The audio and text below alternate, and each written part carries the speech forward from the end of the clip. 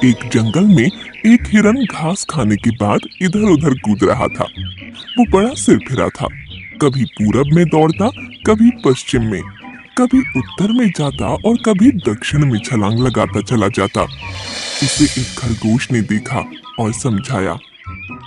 हिरण भैया, जरा संभल कर कूदो, जंगल का इलाका है, कुछ भी हो सकता है। खरगोश भैया, अपनी तो चाल निराली है, अपनी छलांग मतवाली है। इस जंगल का चप्पा चप्पा मेरे कदमों की आहट पहचानता है। तुम समझे कि नहीं समझे? मुझे लगता है तुम ज्यादा ही समझदार हो, तुम्हें अब समझाना मेरी ना समझी होगी। इतना कहकर खरगोश वहां से खिसक गया और हिरण महाराज की उछल कूद जारी ही रही। वो एक बार जोर से दौड़ा और दौड़ता ही चला गया। अचानक सामने पत्तियों के ढेर के पीछे एक गड्ढा आ गया। वो रुकते रुकते फिसल गया और गड्ढे में गिर गया। गड्ढा बड़ा था, इसलिए हिरण ज्यादा डर गया। वो बाहर आने के लिए कूदने लगा, लेकिन आ नहीं पाया। उसके बाद उसने मदद के लिए गुहार लगाना शुरू कर दिया। बचाओ, बचाओ, मैं गड्ढे में गिर गया हूँ, निकल नहीं पा रहा हूँ, निकाल लो भाई, इस गरीब की पुकार सुन लो। उस गड्ढे से कुछ दूरी पर एक बंदर आ रहा था। उसके कानों में आवाज पड़ी तो वो चारों तरफ देखने लगा। उसकी समझ में नहीं आ रहा था कि आवाज आ कहां से रही है। चारों तरफ तो कोई दिखाई नहीं दे रहा, फिर ये आवाज कहां से आ रही है?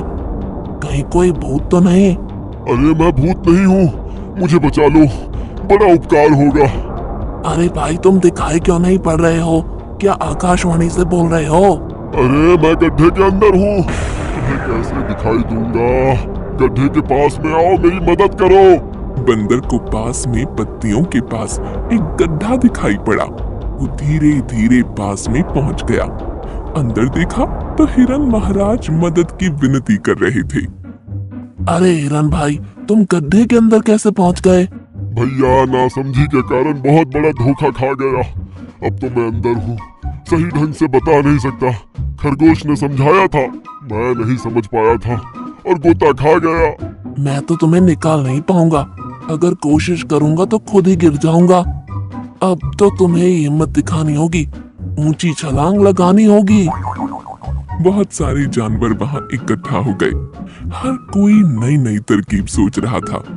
खरगोश ने एक तरीका निकाला। हिरण भाई, हम लोग तो तुम्हें निकाल नहीं पाएंगे, कुछ देर बाद यहाँ से चले जाएंगे। इसके बाद एक भयानक बब्बर शेर आने वाला है, सुना है बड़ा खूंखार और भूखा है। यदि उसने तुम्हें देख लिया तो समझ लो सीधे ऊपर का टिकट कट जाएगा। खरगोश की बात सुनकर हिरण डर गया।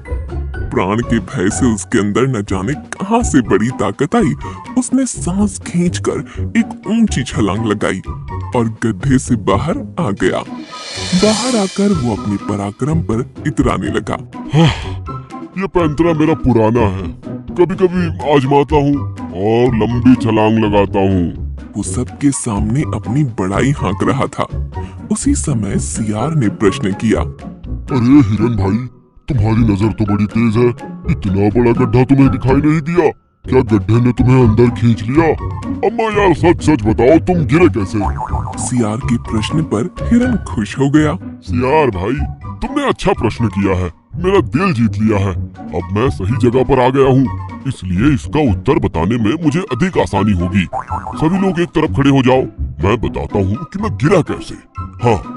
हिरण पीछे आया और जोर से दौड़ते हुए उसी गड्ढे में कूद गया। इसी तरह मैं गड्ढे में गिर गया था।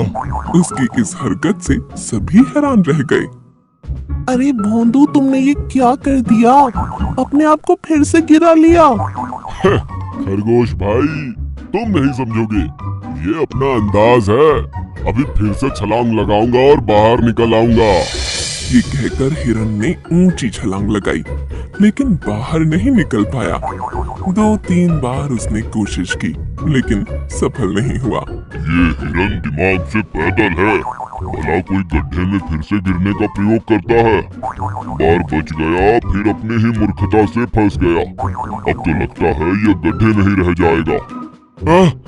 नहीं नहीं, मैं गड्ढे में रहा तो शेर मुझे खा जाएगा। मुझे बचा लो यारो। बड़ी देर तक तमाशा चलता रहा। हिरण कूद कूद कर फिर से गड्ढे में फिसलता रहा। इसके बाद बड़ा जिराफ वहां आया और उसने गर्दन को झुकाया। फिर इसके बाद हिरण को बाहर निकाल लिया गया। गड्ढे में गिरने के प्रयोग की मूर्खता दोबारा मत करना, वरना अंदर ही रह जाओगे। इस तरह से मूर्ख हिरण की जान बचाई गई और उसे सब जानवरों ने जंगल में भेज दिया।